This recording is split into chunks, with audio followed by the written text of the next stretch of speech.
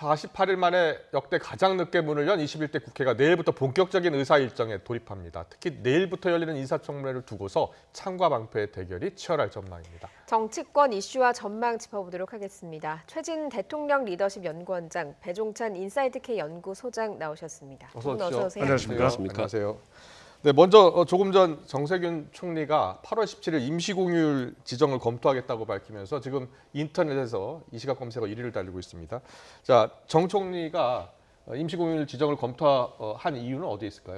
소비 진작 효과라고 봐야 되겠죠. 지금 우리 코로나19 국면에서 가장 중요한 것은 경기 회복, 경제 활성화거든요. 그렇다면 8월 15일 토요일 쉬는 날에 또 공휴일이기 때문에 그렇게 되면 16일이 일요일이고 17일 월요일까지 이어지게 되면 이 시기가 사실은 거의 성수기 시즌이거든요. 그런 만큼 소비가 또 진작될 수 있는 효과도 있고 심리적인 위로 효과도 있습니다.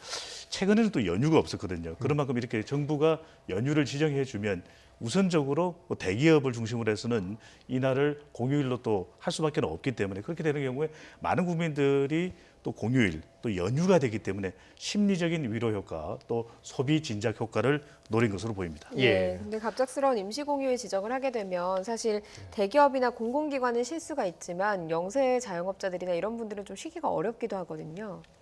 그런 이제 부담도 있지만은 우선 대통령이든 총리든 뭐 정부 여당에서 가장 큰 관심사는 하나 아니겠습니까? 코로나가 이렇게 지속되고 장기화되는데 어떻게 하면 민생 경제를 조금이라도 살릴 수 있겠느냐, 이게 이제 포커스를 맞췄다고 봅니다. 그런 점에서 아까 말씀드린 서민의 심리적 안정도 하고 민생 경제를 살리는 면인데요.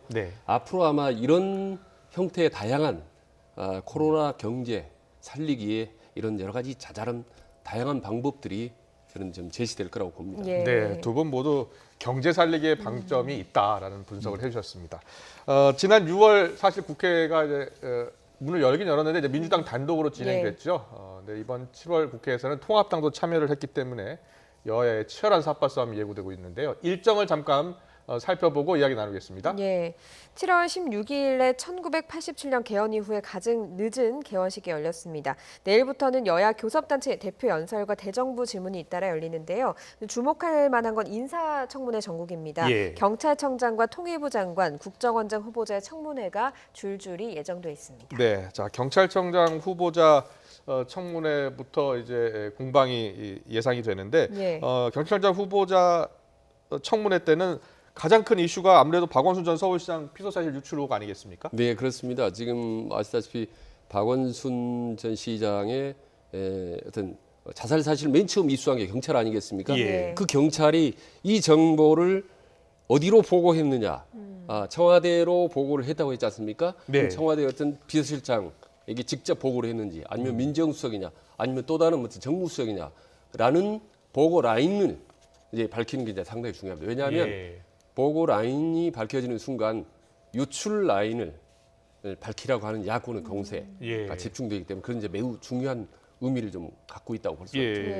그래도 일단 후보자 인사청문회 때 어떤 그 큰 줄기가 나올 가능성은 좀 낮지 않습니까? 지금 현재 수사 진행 속도를 보아서. 그래서 이게 자칫 이제 여론의 역풍이 될 수도 있는데 역풍이지만 이 청문회가 일종의 박원순 전 시장 의혹 청문회가 될 가능성은 매우 높아 보입니다. 왜냐하면 김창룡 경찰청장 후보자와 관련해서는 특별하게 뭐 더 나올 핵심적인 내용이 있는 건 아니었거든요. 또 부산지방경찰청장이었기 때문에 서울시에서 발생한 사건과 직접적인 연관도 없는 것이고 뭐 굳이 또 야권에서 집중적으로 파헤친다면 코드 인사 아니냐 이런 것들은 지적이 될 수 있겠지만 집중적으로는 박원순 전 시장과 관련된 성추행, 피소 사실 이 유출이 왜 된 것이냐 이 부분이 집중적으로 논의가 될 수밖에 없는데 그러다 보면 김창룡 후보자가 답변하기보다는 오히려 여권과 야권의 공방이 펼쳐지는 그런 양상이 될 가능성이 상당히 더 높아 보입니다. 그렇군요. 그 말이 나온 김에 박원순 전 시장에 대한 이야기를 좀 더 해봐야 할 것 같습니다. 합동조사단 얘기를 좀 해보는데 서울시가 진상규명을 하기로 하면서 이 조사단을 외부 자문단으로 모두 꾸리기로 했거든요. 근데 지금 아시다시피 구성 자체가 지금 난항을 겪고 있지 않습니까? 여성 단체가 아예 지금 참여 자체를 지금 거부하고 있는 상태이기 때문에 이 부분이 이제 난항인데 구성된다고 하더라도 과연 얼마나 명명백백하게 그 전모를 밝힐 수 있는 거죠. 그 원천적으로 사실 한계가 있는 거죠. 강제 조사 권한이 없으니까요. 예, 그렇지 않습니까? 자체적으로 어떻게 보면 가해자 쪽이라고 할 수 있는데 서울시가 근데 어떻게 내부적으로 감찰을 통해서 명백하게 밝힐 수 있겠느냐라는 점이 이제 상당히 원천적 한계가 있는데 문제는요. 만약에 대충 미봉적으로 발표하거나 넘어가려고 할 경우에 예. 이게 이제 상황이 오히려 확대될 수가 있는 거죠. 왜냐하면 피해자 쪽에서 훨씬 더 공세를 하고 또 다른 어떤 증거를 제시하게 될 경우에 사태가 훨씬 좀 확대될 수가 있습니다. 그러니까 서울시 네. 입장에서는 진상조사를 안 할 수도 없고 기왕에 해야 되기 때문에 그러나 국민들이 상당히 납득할 만한 수준은 해야 되는 거고 예. 아주 그러니까 딜레마에 빠져 있는 네. 거죠. 네. 이게 이제 적당히 넘어갈 경우는 아시다시피 이제 경찰이 조사를 하게 될 거고 그다음에 이제 언론이 또 조사하게 되고 네. 피해자들이 이제 공세를 가하기 때문에 어떤 형태로든 서울시 입장에서는 상당 부분 국민의 민심이 부합되는 정도는 좀 제시를 해야 되지 않을까. 예, 최준 원장님께서는 네. 이제 그 국민들이 납득할 만한 수준의 조사 결과는 나와야 할 것이다. 이걸 강조하고 계시는데 지금 경찰도 TF팀을 이제 구성을 해서 수사에 착수를 했어요. 네. 그리고 검찰도 지금 형사 2부, 서울중앙지검 형사 2부에 배당을 한 상황입니다. 자, 그렇다면 앞으로 수사는 어떻게 그리고 어느 정도의 속도로 진행이 돼야 된다고 보십니까? 박원순 전 시장과 관련된 이 의혹 해명과 관련해서는 두 가지로 지금 흘러가고 있거든요. 여론의 반응은 하나는 박 전 시장과 관련된 이 성추행 의혹 혐의의 진상 규명, 또 하나는 이 사실이 왜 이 박 시장이 전 시장이 극단적 선택을 하기 전에 알려졌나 이 피소 사실 유출과 관련된 부분이거든요. 예. 아, 예, 그렇다면 이 두 가지 내용에 대해서 지금 서울시가 완전히 외부 전문가를 통해서 독립적이고 또 투명한 조사를 하겠다고는 밝혔습니다만 이건 일종의 형식적인 부분이거든요. 네. 형식적으로 보면은 별다른 문제는 없어 보이기도 합니다. 근데 어떤 것이 주체상에 이 수사를 하고 있는 조사의 주체가 문제가 될 수 있냐면 서울시도 관련이 돼 있을 수 있다는 겁니다. 관련자들이 왜 그러면은 이 피해자가 이 보직을 변경해 달라고 요청을 했을 때 이게 수수방관했느냐 예. 이런 부분도 문제가 될 수밖에 없고 그리고 젠더 특보를 비롯해서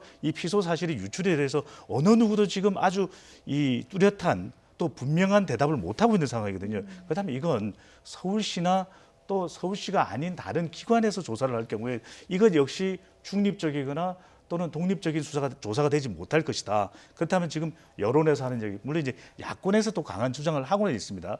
이것을 경찰 또는 경찰을 뛰어넘어서 검찰이 해야 된다 이런 이야기가 계속 나오고 있는데 이 수사 의혹과 이 성추행 의혹과 관련된 핵심은 이 부분일 것입니다.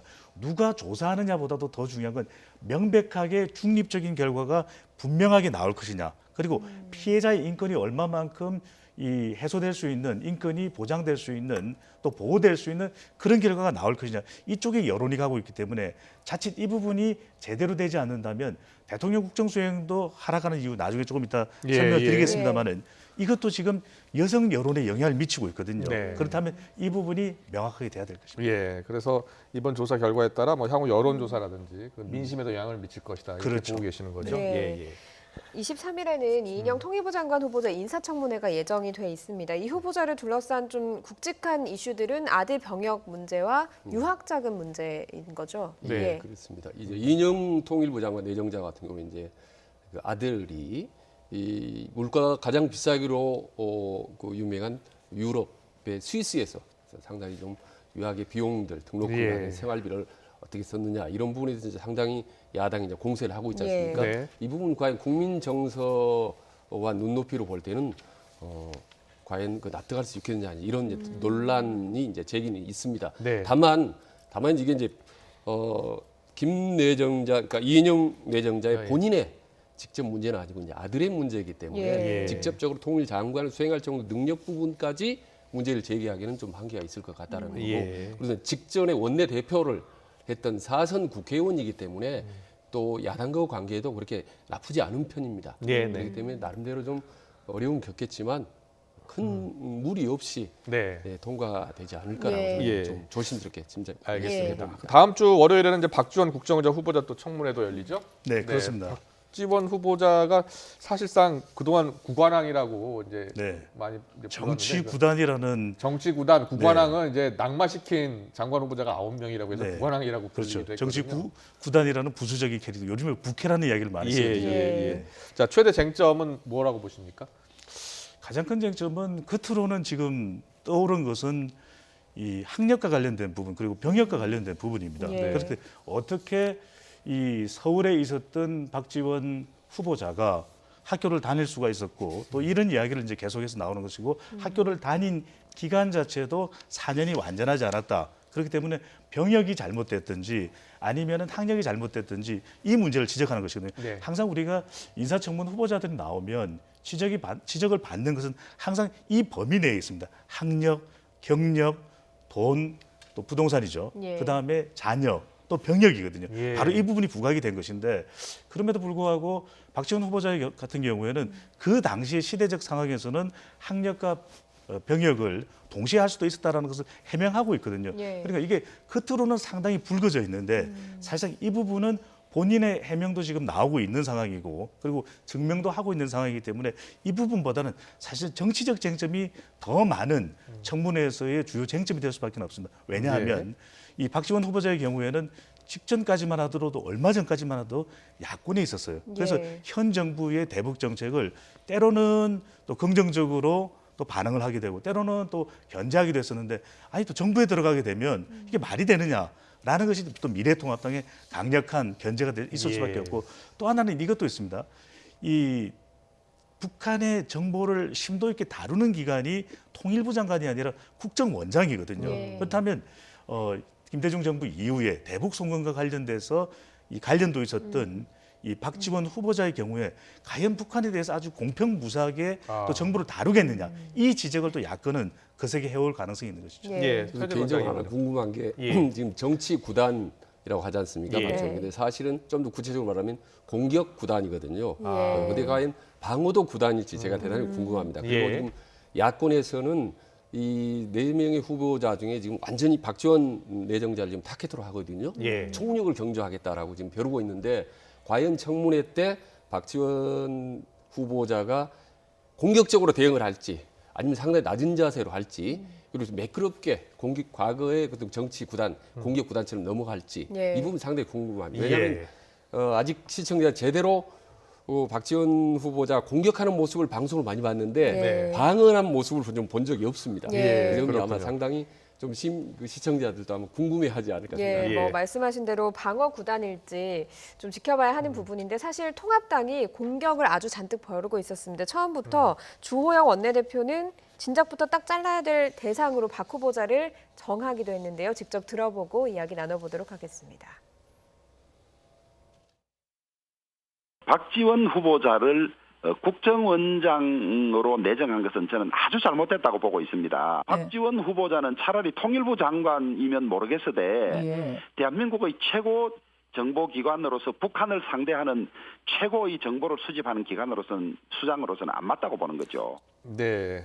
자, 이 최고의 정보를 수집하는 기관의 수장으로서는 안 맞다 이런 주장인데요. 자, 그런데 우리가 늘 이 인사청문회를 보면 의원 출신들은 거의 낙마하지 않았어요. 네. 이번에도 보면 이인영 후보자도 의원이고요. 또 뭐 박지원 전 의원입니다만 박지원 의원도 거의 5선 아닙니까?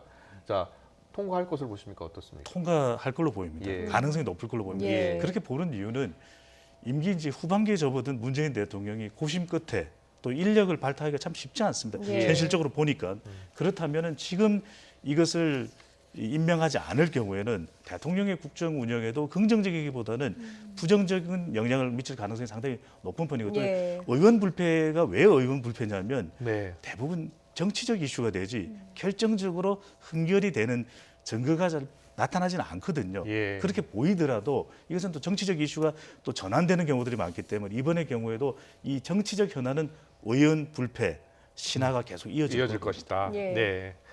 최진 원장님도 네, 마찬가지입니까? 저도 뭐 예. 비슷한 생각입니다. 의원 불패의 전통은 이번에도 깨지지 않을 것이다. 네. 뭐 지금까지 청문회 해왔던 이슈에 비교해 보면요, 예. 지금 이 두 사람의 두 정치인의 이슈는 사실 그렇게 뭐 엄청나게 크게 결핍 사유라고 보기에는 좀 무리가 있거든요. 알겠습니다. 대통령 그대로 후보자들을 지명할 거라고 네, 봅니다. 뭐 여야 의원끼리 또 뭐 질의 답변이 있을 예정입니다. 너무 봐주의식으로 또 하는 것도 또 이 국민들이 보기에는 그렇게 좋지는 않더라고요. 예, 그렇습니다. 예. 이제 야당은 뭐 공격은 적극적으로 하고 예. 또 청문회 채택을 안 할 수도 있고 반대 의견을 낼 수도 있죠. 네. 그러나 문제는 최종적으로 대통령이 그 결정권을 갖기 때문에 결국은 후보자로 결정을 할 거라고 보는 겁니다. 네, 알겠습니다. 계속해서 문 대통령 지지율을 좀 한번 보도록 하겠습니다. 예. 국정 지지도가 최근에 계속해서 하락하는 추세를 보이고 있는데요. 예. 지금 보시는 거는 갤럽 여론조사입니다. 긍정평가가 46%고요. 부정평가가 43%입니다.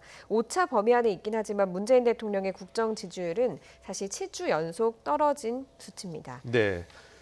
자, 최진 원장님 이번 지지율이 나오고 있는데요. 네.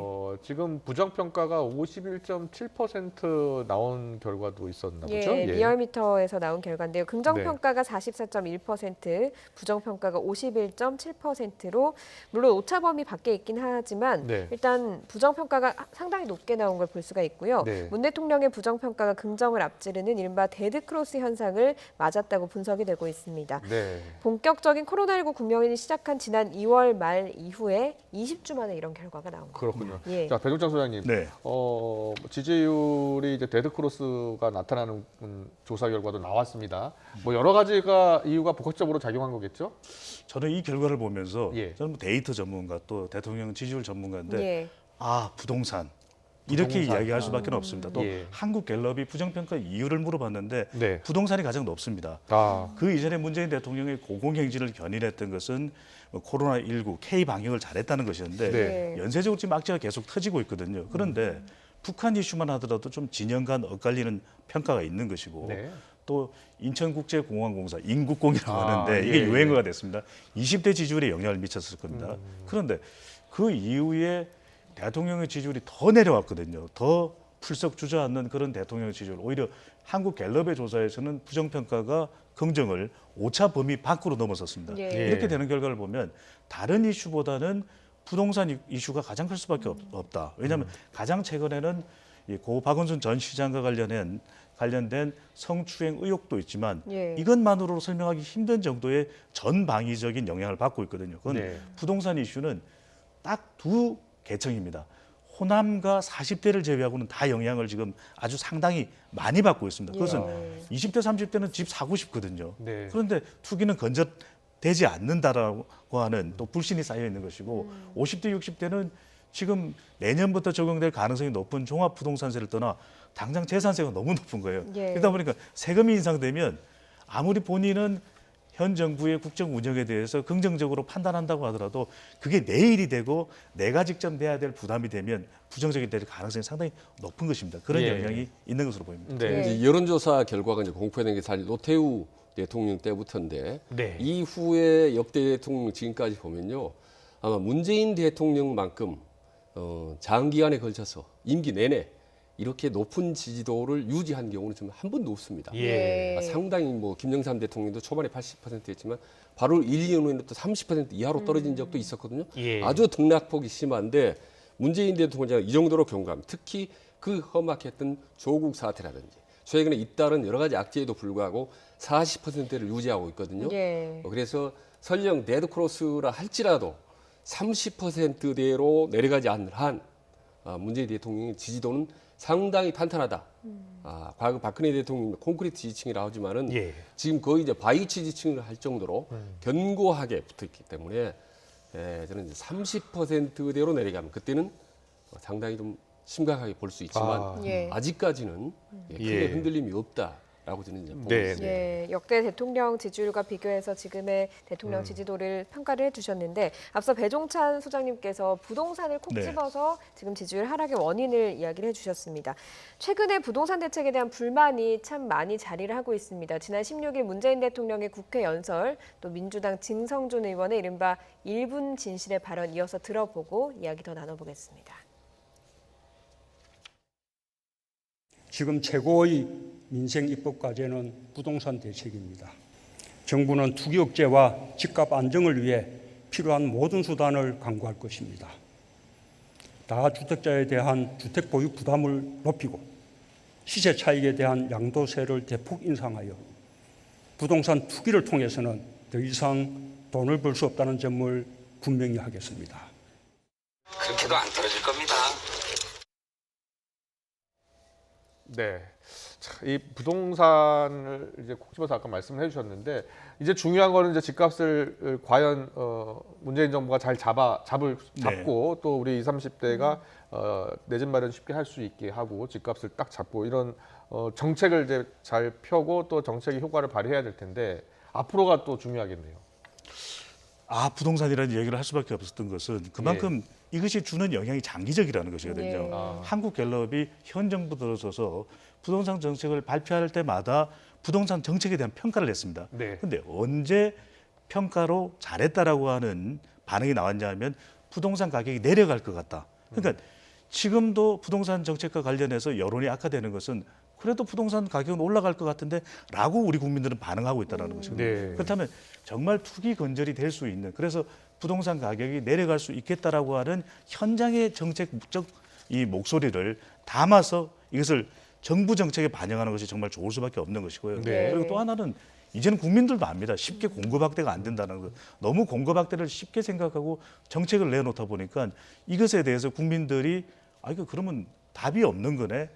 대책이 없는 것이네. 이런 반응이 나올 수밖에 없는 것이거든요. 왜냐하면 그린벨트를 해제한다고 하더라도 그린벨트 해제로 그러면 부동산 문제가 해결될까? 그건 아니라는 것이거든요. 왜 특정 지역의 부동산을 선호할 수밖에 없을까? 부동산 가격이 뛰어오를 겁니다. 자산 가치가 있죠. 학군도 좋습니다. 문화도 좋습니다.